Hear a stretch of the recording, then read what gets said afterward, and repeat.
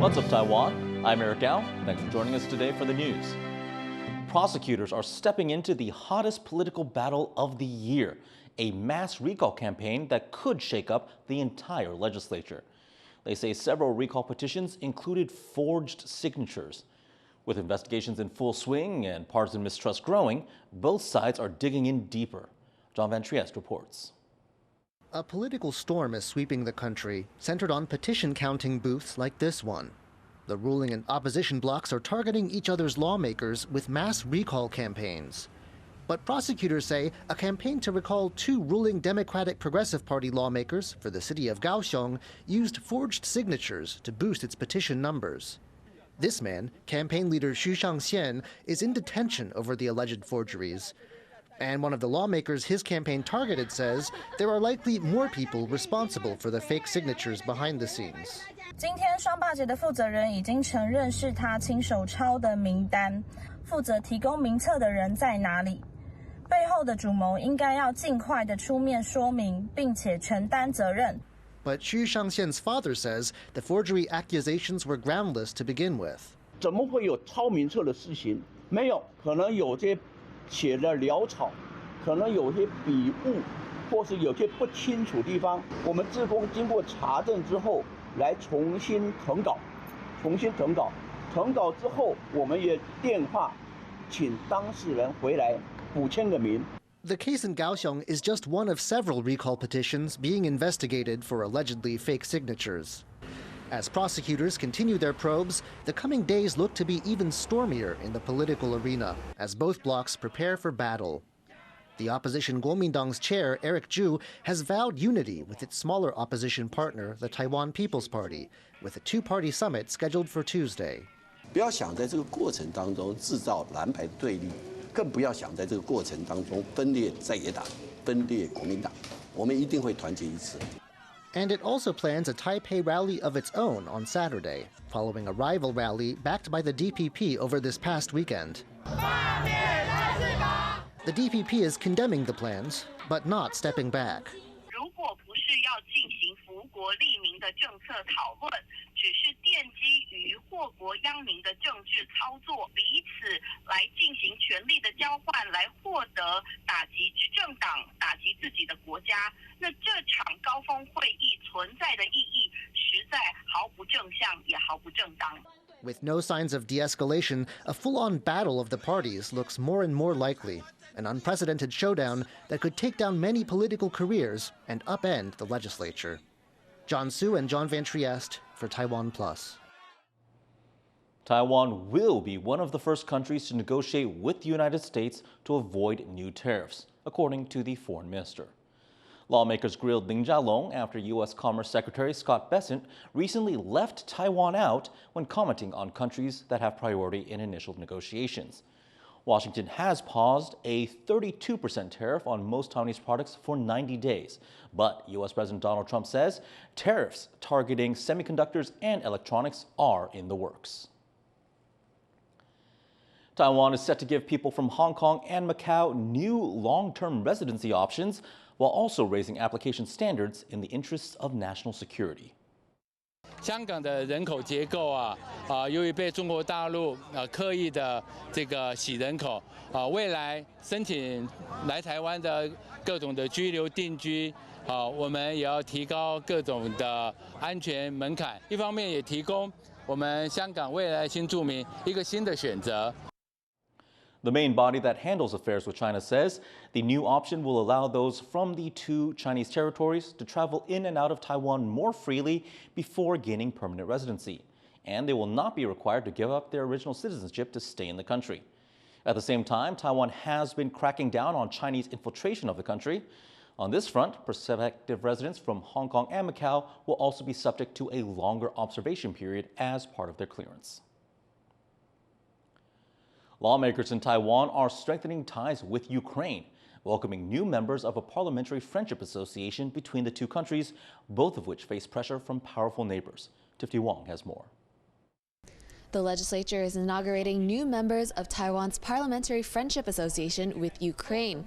That's a group of lawmakers from both sides coming together through shared values of human rights, freedom, and democracy. Since Russia's invasion of Ukraine in 2022, Taiwan has been a staunch supporter of Ukraine, pointing to parallels between the two nations' tense relations with larger neighbors. Taiwan and Ukraine may be geographically distant, but we are united by common purpose and shared vulnerability. We both stand on the front line of authoritarian regimes' pressures. That is why this parliamentary friendship group is not symbolic, it is strategic. It is a declaration that democracy do not stand alone. We are stronger together and we must act together. Slava Ukraine. Several advocates from Ukraine who helped coordinate the charter are also here in Taipei. They say more exchanges between Taiwan and Ukraine will make both countries more resilient. I think that right now the fact that we are here, Ukraine is still fighting on the front line. Taiwan is constantly working on increasing its security infrastructure and on establishing more and more connections with Ukraine. This is proof that we are strong and we will be even stronger in the future to defeat all threats. The new members of the friendship group are lawmakers representing Taiwan's legislature elected last year.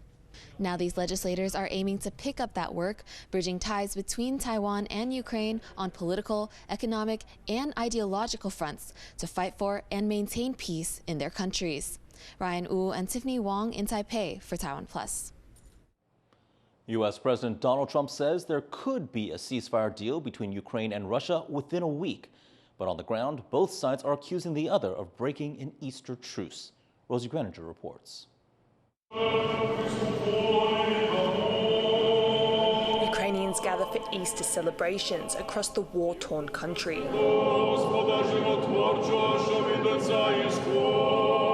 After Russian President Vladimir Putin declared a ceasefire on the Holy Day. But with continued fighting reported on multiple fronts, many in Ukraine, from the church to the front line, were skeptical that Russia would stick to its word. The shelling has continued. We can see it on the news, for example, in Kherson.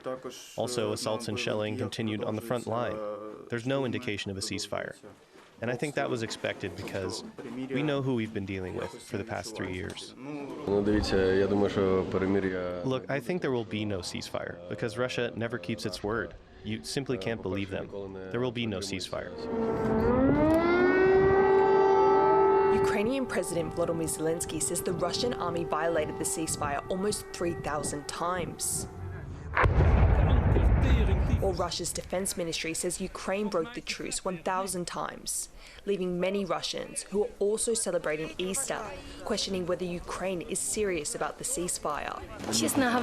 To be honest, I don't have hopes on the Ukrainian side. They've deceived us so many times. I do not trust them. I watched Zelensky's reactions very closely. There was nothing about the ceasefire. There were just some vague statements, nothing giving any confidence that we won't be shelled. Ukrainian officials say their military actions were purely defensive, responding to ongoing Russian aggression.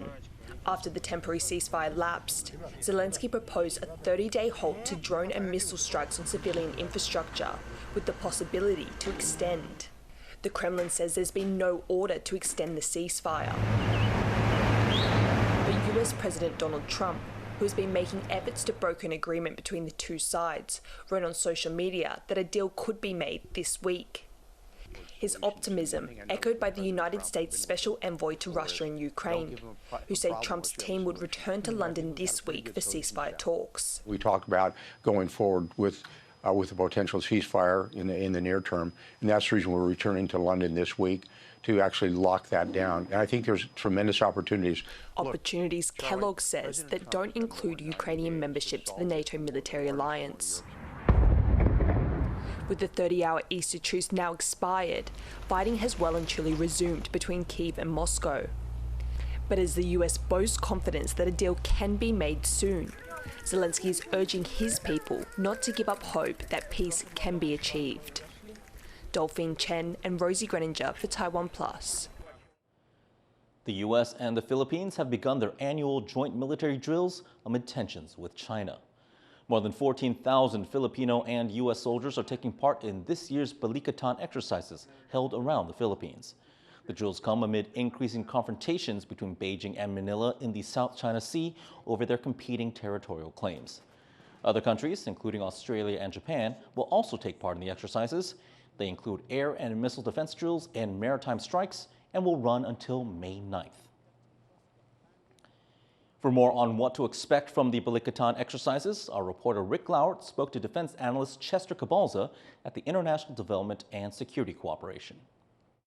So these exercises, Balikatan 2025, have been described as a defense rehearsal. Exactly what sort of security situations are the Philippines and the U.S. military rehearsing for? Well, of course, the Balikatan exercises right now, which is happening this month until next month, is called the phone battle test, in which the Philippine armed forces will rehearse its doctrines and strategies. And we know for a fact that in the Philippines, one of the security anxiety that we have right now is our issue with China in the West Philippine Sea. So we are rehearsing interoperability with our strategic partners and allies. The locations are very important because it tells the current situation of the Philippine national security right now. It's facing upward in the north because of the Taiwan issue and westward because of our issue in the South China Sea. These are the first major joint US-Philippine exercises taking place under the new leadership of Donald Trump in the US.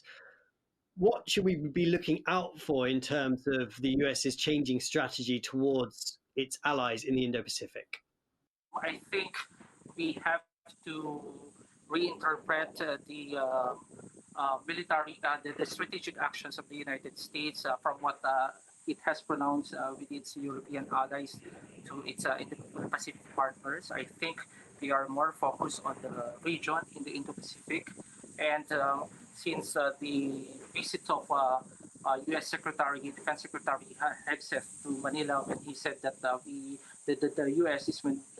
tries to maintain its ironclad commitment with the Philippines, I think they are still serious with that commitment. And under the Trump 2.0 administration, we are hoping that this kind of support coming from the United States will build future support in terms of our military modernization and self-reliant defense posture. That was Chester Cabalza, and we will have coverage of the Balikatan drills on the ground in the Philippines starting next week. Stay tuned for that. Impeached South Korean President Yoon Suk-yeol is back in court for his second hearing on insurrection charges. Yoon is on trial for declaring martial law in December, throwing the country into political chaos. He defended that decision during his first hearing. If found guilty, Yoon could face life imprisonment or the death penalty. South Korea has not executed anyone in decades. A fisher has died after falling into a river in central Taiwan. The 26-year-old man was fishing with another angler along Taichung's Daja River when he fell into the water. First responders searched the area with drones for 3 hours, finding him with no signs of life. He was sent to hospital and pronounced dead. Daja River is the 5th longest in Taiwan, and it is known for having strong currents. Thanks for tuning in to What's Up Taiwan today. Follow us on social media to get more of our updates in your feed. Finally, we leave you with images of Japanese artist Yoshitomo Nada's exhibition in Berlin. I'm Eric Gao. Take care. We'll see you next time.